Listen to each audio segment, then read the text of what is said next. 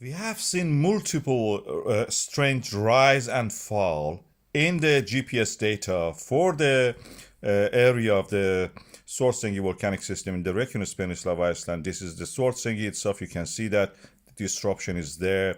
And then we have it for the neighboring Elfdorp and the areas. Strange enough, we have it also for all the satellite stations, including the Vogar. The GPS data in the Vogar also shows the similar pattern, and the Vogar will be the last one. That you can see it here. I'll mark it again for you. So, what is going on? GPS data is practically shows us the rise and fall in the level of the ground.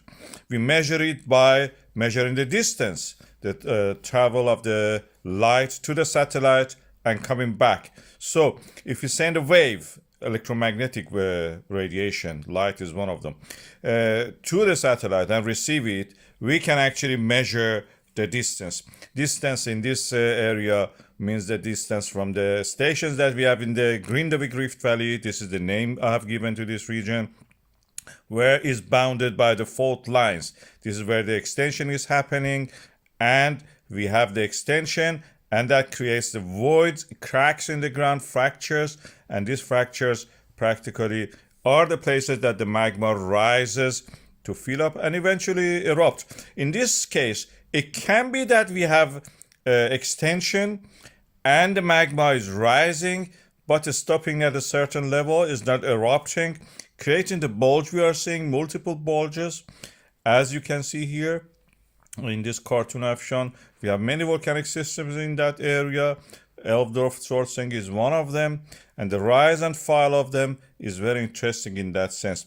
We are seeing some changes in the GPS data, but they're not very consistent.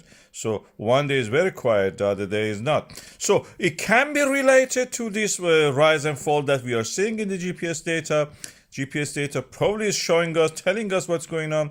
The Reykjanes Peninsula in these ones is the lower part to the left, the handle you see there. But we don't see much evidence in the form of the earthquakes. So it's yet again a mystery. What is going on exactly? Probably is an error, systematic error that all the GPS data are showing. Equipment, the position of the satellite, maybe due to the solar wind is changing. Although it can be also due to the dikes and the reservoir of the magma creating such things. Of course, when they reach the surface, this magma will erupt, something like this that we have seen before, and erupting the familiar basaltic magma, basaltic lava, I should say, in this area, like the previous eruptions that we have seen in that area. This is the seventh eruption, and as you can see here, it's very fascinating.